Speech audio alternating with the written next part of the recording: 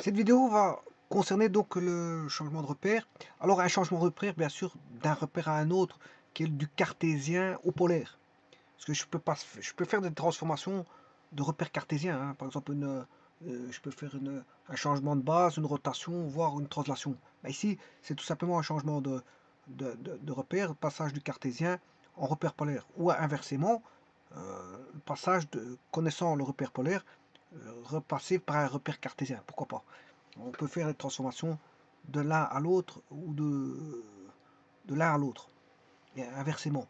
Alors qu'est-ce qu'on va faire tourner ici? Ben, l'élément le plus basique. Enfin, qu'est-ce qu'on va faire? Qu'est-ce qu'on va changer ici comme faire une transformation du plan? De quoi? Ben, c'est d'un repère. Mais de quoi? Quel élément? Mais l'élément le plus simple, je prends un point. Alors ce point dans un repère, il est repéré. Alors je vous rappelle qu'un plan, c'est une infinité de points et que l'élément le plus basique, c'est le point. L'élément le plus basique du plan, c'est le point. Il n'y a pas plus petit que le point, c'est le point. Voilà. Donc un plan, c'est un ensemble de points. Alors qu'est-ce que c'est qu'un point? Ben, c'est un élément du plan, on va dire. Parce que c'est l'élément basique du plan. Et il y a une infinité de points basiques du plan. Et ces différents points sont situés, si on met un repère, ils sont situés en des endroits bien précis. Donc définir un point, c'est d'abord c'est de mettre un repère et pouvoir le situer. Si on sait situer, voilà, un, un point, ben on sait bien que ce point-là est, est un élément basique repéré du plan. Et deux points distincts n'ont pas les mêmes situations. C'est normal. Deux points distincts n'ont pas les mêmes situations dans le plan. Donc c'est pour ça que définir des points, c'est bien de entrevoir ça par des phénomènes de situation, de position. D'ailleurs, la mécanique et les mathématiques entrevoient beaucoup ces histoires de position et de situation. C'est fondamental pour définir un point, parce qu'il y a une infinité de points. Comment définir un point? Ben, c'est par rapport à une situation ou une position. Alors, ceci étant dit, ici le repère polaire, c'est par rapport à... Je vous rappelle que le repère cartésien, bon, c'est par rapport à XY, hein. Alors, on peut faire des transformations, comme je vous ai dit, dans ce même repère, on a des transformations, voilà. On va passer de XY, repère cartésien, à un repère polaire, ρ, alpha. Alors, on a besoin, bien sûr, d'un rayon vecteur et d'un angle. Et, bien sûr, l'angle est variable, et le rayon vecteur est donné par une fonction de ρ est une fonction de alpha. Donc si alpha varie, bien sûr ρ va varier. Et donc ρ alpha, ben, on aura ici ρ variable en fonction d'un alpha variable. Bon, on peut avoir des constantes, hein. Par exemple, c'est le cas du cercle. Un cercle, c'est un ensemble de points. Voilà, il y a des éléments qui ne varieront pas, hein, voilà, dans certaines courbes. Il n'est pas nécessairement il n'est pas marqué obligatoirement que la courbe est un ρ variable, hein. Bon, on peut avoir ρ peut-être constant, mais en général, ρ est variable en fonction de alpha.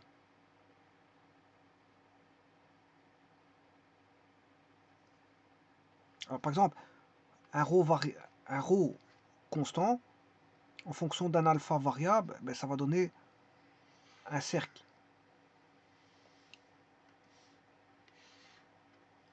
Ρ est le rayon. Ρ est le rayon. Voilà, mais en général, ρ varie en fonction de... Et alors, donc, on décrit les équations polaires de beaucoup de courbes, hein. Les coniques et autres ont leur équation polaire. Et on peut les retrouver par rapport aux équations cartésiennes. On peut passer du cartésien au polaire, mais on peut faire l'inverse du polaire au cartésien. Alors pour ça, on va faire les deux transformations. On va faire la transformation d'un point élémentaire que je vais appeler M. Alors, on a un système d'axes qui est un repère cartésien orthonormé. Alors, la première des choses à placer, bien sûr, c'est l'origine. Hein. On place une origine et puis on place, voilà, on place une origine et puis les vecteurs de base. E1, là, on a un repère orthonormé et l'échelle de E1 est la même que l'échelle de E2. Mais ce qu'il faut savoir, c'est que on a la norme de E1 égale à la norme de E2 égale à 1. Vecteur unitaire. Y, X et bien sûr une origine O, l'origine étant 0, 0. Alors si je situe un point M ici, je peux créer le vecteur OM.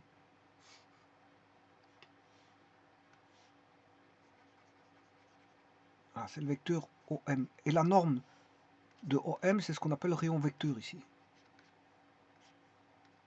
Et bien sûr, j'ai besoin d'un angle pour situer le point M, d'un angle alpha et d'un rayon vecteur.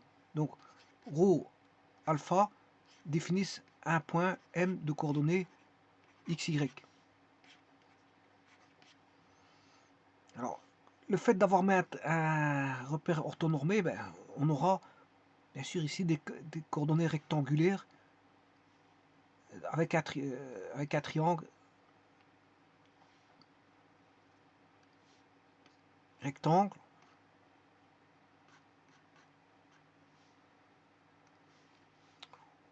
où on aura la trigonométrie qui va donner, bien sûr, le x sera donné par ρ cosinus θ et le y sera donné par ρ sinus θ. Voilà. Attends, si vous voulez transformation inverse, le ρ sera donné par racine carrée de x carré plus y carré, sinus alpha, et donc l'arc sinus pour avoir alpha, l'arc sinus alpha. Bon, on peut avoir arc sinus alpha, arc cos de alpha et arc tangente de alpha. Arc sinus c'est y sur x, côté opposé, y sur, je m'excuse, sur ρ.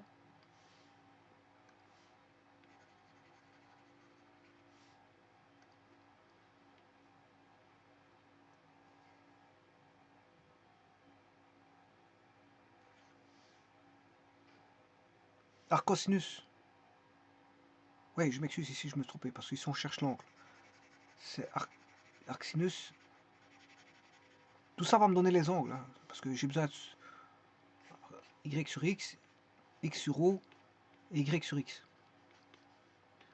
Et ça c'est alpha. Attention au signe. Donc, connaissant ρ et θ, je peux trouver x et y. Donc c'est passage du polaire vers le cartésien. Ici, connaissant x, y, je peux trouver le ρ. Et connaissant le ρ et le y, je peux trouver alpha. Ou connaissant le x et le y, je peux trouver alpha. Ou connaissant le y et le x, je peux trouver alpha. Donc ici, il n'y a pas besoin, le dernier, il n'y a pas besoin du ρ. Les deux précédents augurent qu'il faille calculer le ρ avant. Les deux là, il faut calculer le ρ avant. Et ça, c'est y sur x. Et là, il n'y a pas besoin de recalculer le ρ pour arc tangente. Et là, on passe, bien sûr, connaissant x, y, c'est du cartésien, on passe du cartésien au polaire, puisqu'on récupère alpha et ρ.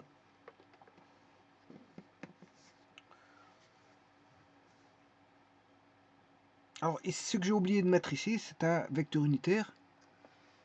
Alors, on est passé d'une base orthonormale, E1, E2,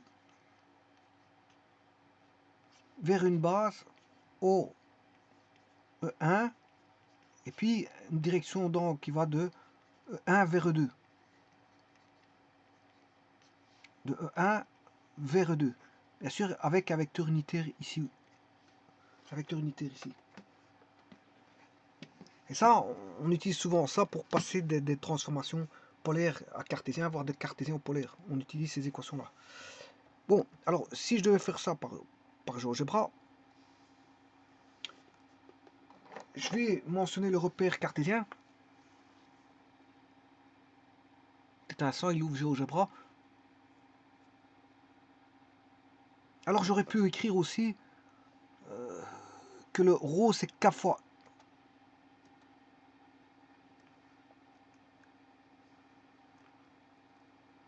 Bon, j'ai un petit emplacement. Ici, je peux mettre un vecteur unitaire que je vous ai dit. K. Je peux l'appeler K. Et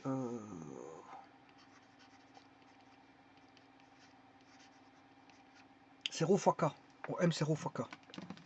ρ est un scalaire.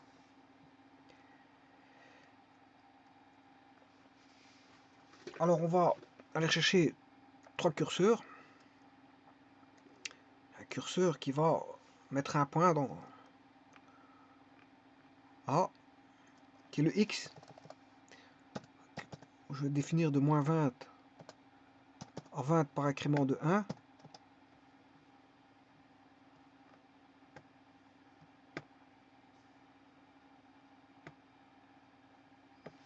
Un second curseur qui va mettre de moins 20 à 20.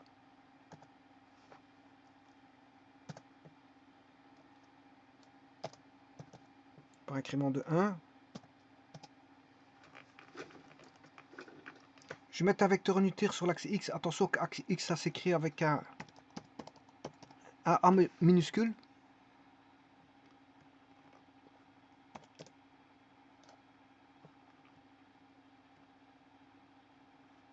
Axe X.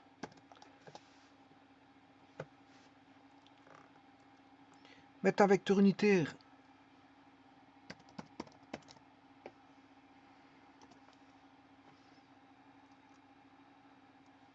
axe Y.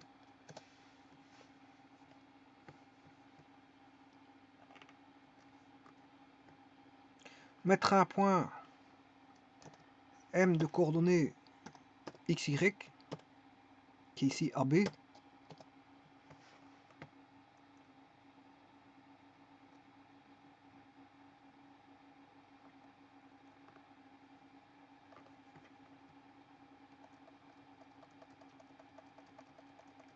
Je vais mettre l'origine O qui est 0, 0. Le vecteur O, M. Un vecteur unitaire de ce vecteur-là, W. Vous pouvez le constater, hein, il a mis un vecteur unitaire tout petit. Je pourrais le mettre en couleur, mais voilà, on le voit, il est là. Il est là. Je peux le mettre en couleur. Hein. Bon. Ceci.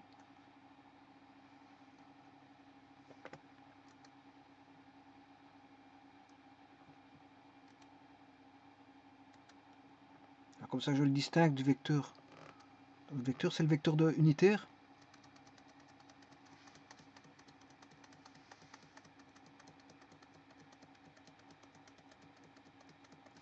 Alors, je vais aller rechercher maintenant Là, je suis en repère cartésien. Hein. Je suis passé d'un repère cartésien, je vais passer au polaire. Je vais chercher l'angle. Alors, je vais le faire avec l'arc tangente. Arc tangente de Y sur X. Oui, de A sur B, parce que de B sur A.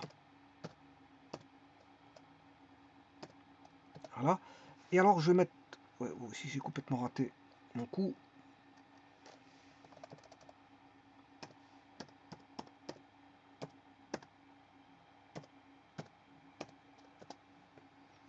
Voilà. N'oubliez pas qu'il est en radian.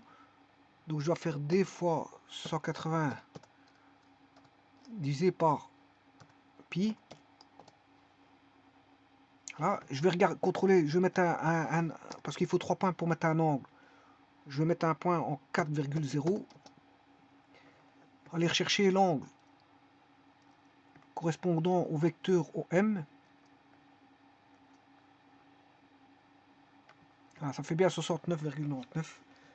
C'est bien l'angle qu'on a là-bas. Et donc, si je fais varier le A et le B,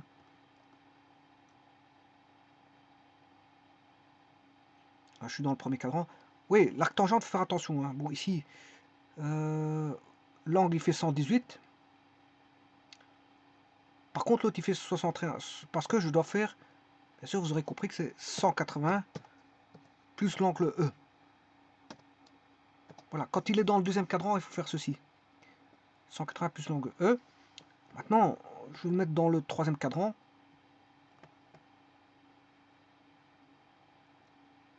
Troisième, les Y sont négatifs, voilà. Et là, ça va être aussi 180 plus l'angle E. C'est toujours valable. Donc 180 plus l'angle E, c'est dans le troisième et quatrième cadran. Maintenant, dans le premier cadran, ben, c'est tout simplement, je vais mettre dans le premier cadran, ça reste l'angle E. Donc positif et positif, voilà. C'est l'angle E, 58,12. Mais maintenant, si je mets au quatrième cadran, donc le A est négatif, voilà, et là, je dois faire, c'est l'angle, il fait 204, c'est 360 degrés plus E.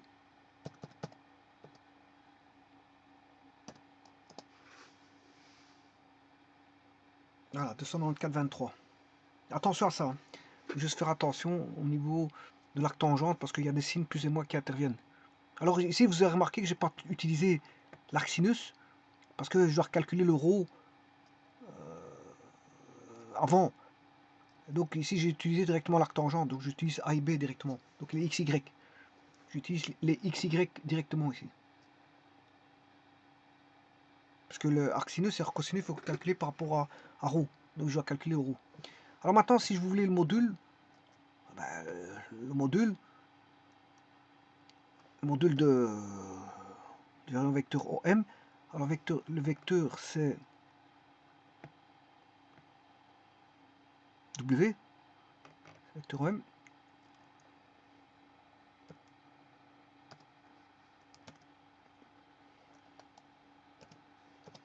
Voilà, qui vaut tout simplement la racine carrée de A carré plus B carré tout simplement. Donc si je veux diminuer de module, ben, je diminue le A, le B.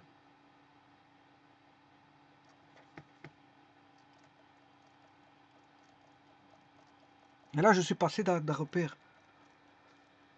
en coordonnées données A, B, c'est-à-dire en cartésien. Donc ici, c'est un peu trop grand. 17. Voilà, je peux faire un petit vecteur comme ça. Voilà, il est dans le quatrième cadran.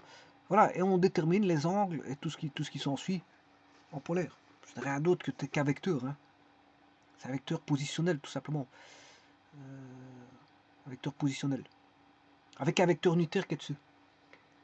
Et l'origine est donnée par rapport à l'axe OX. Hein. Et l'origine, c'est l'origine du repère cartésien O. Parce que pour faire un repère polaire, il faut une origine et une origine du repère d'axe. Une origine O et une origine d'axe, qui est l'axe degré 0. Degré 0 est donné par l'axe X.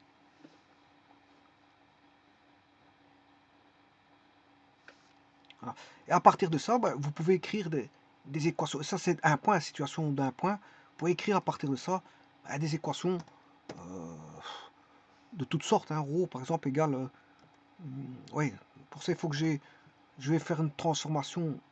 Enfin, il faut que je transforme un angle. Donc, je vais créer un curseur d'angle qui est bêta. Voilà, parce que alpha, il est déjà utilisé. Voilà, là, le bêta, alpha, c'était l'angle là-bas. Ici, je vais utiliser bêta pour faire une courbe avec par rapport à un point. Donc, je vais mettre rho, par exemple, égale... je vais faire une courbe n'importe laquelle. A carré divisé par 5 moins... je sais pas, j'invente, hein, cosinus 2 cosinus bêta, par exemple, ou, ou B cosinus bêta. Par exemple, c'est n'importe quoi que je fais, bah, c'est pour montrer qu'on peut dessiner des courbes, paramètres, des courbes, voilà, par rapport à voilà, des données comme ceci, rho en fonction d'un angle. Mais attention que pour avoir la relation, il faut attention à ne pas omettre le point virgule parce que c'est rho, point virgule et l'angle. Il dépend de l'angle bêta. Voilà, et ce point-là, maintenant, si vous animez le curseur, faites varier l'angle, ben, ce point B va bouger.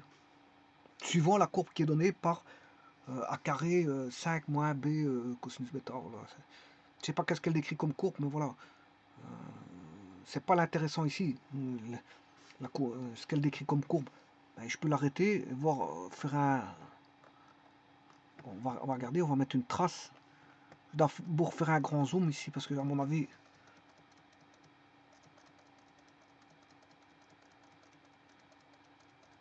Et on va regarder le point B. Qu'est-ce qu'il va. Que va faire le point B? Bon, ici c'est un peu trop bas. Il faut que je puisse pointer le point B. Afficher la trace.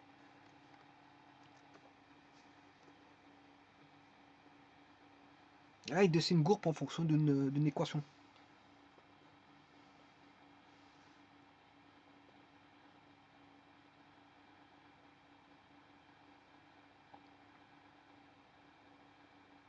Alors on pourrait dessiner une multitude de courbes, hein. Il suffit que je fasse varier n'importe quoi avec n'importe quoi. Enfin, quand je dis varier, c'est mettre une expression, c'est ça que je veux dire. C'est d'écrire une expression quelconque et de voir, bon, qu'est-ce qu'elle va dessiner.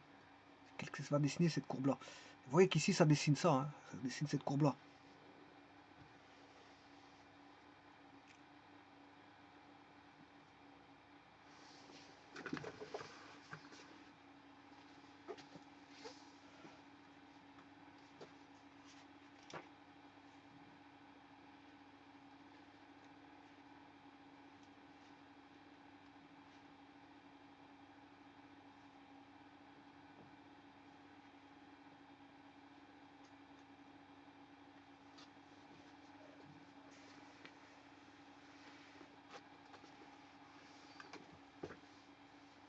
Alors cette courbe-là, c'est une parabole, hein, parce que, bon, pourquoi? Parce que ça ressemble beaucoup à quelque chose qui pourrait être de la forme.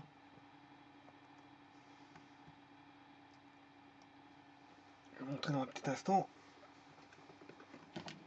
Ben,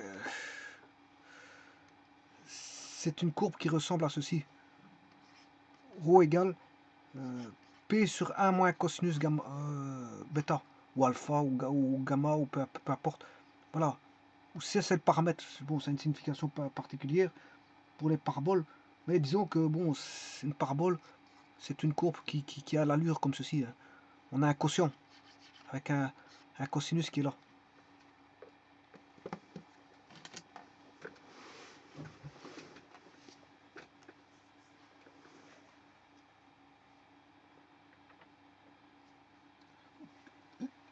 L'équation de, comment on appelle ça, de l'ellipse pourrait, bien sûr, là, il y a une excentricité.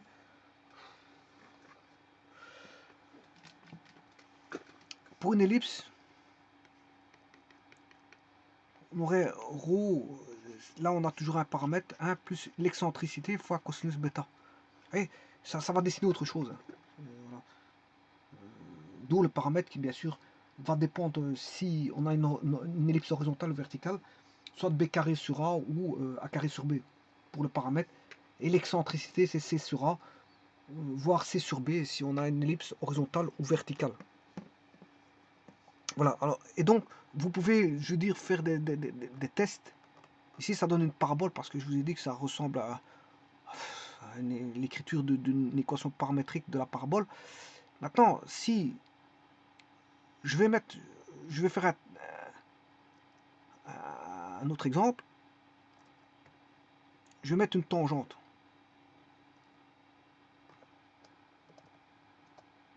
Alors, si je devais mettre une tangente, voilà,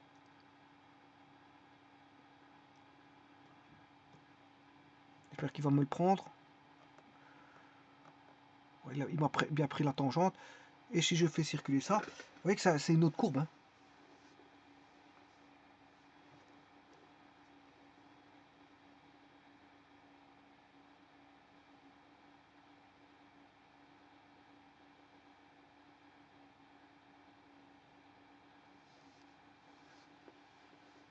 Et donc, on pourrait écrire des courbes tant qu'on en veut. Il suffit de modifier le paramètre de ρ, faire un ρ variable par rapport de 0 à 360.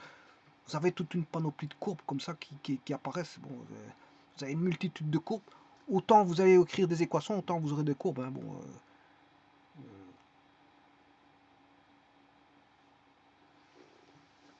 le but ici, c'est pas d'écrire 50 000 courbes, hein, mais je pourrais modifier l'équation, les équations, et écrire toute une panoplie d'équations. Voilà, par rapport à des expressions où ρ serait dépendant de bêta, et obtenir, voir ce que ça obtiendrait comme courbe. Mais on aurait toutes des courbes un peu spécifiques. Comme ici, on a des courbes spécifiques ici. Alors, ce qui peut, ici maintenant, le seul ressort est un ressort de, on va dire, de l'amusement. Parce que bon, il existera une multitude de courbes correspondant à ces desiderata, ce qu'on a envie, et ces amusements. Donc je tape une expression en fonction de, voilà, une expression en fonction de mes envies. Et j'aurai une courbe en fonction de mes envies. Je vous remercie.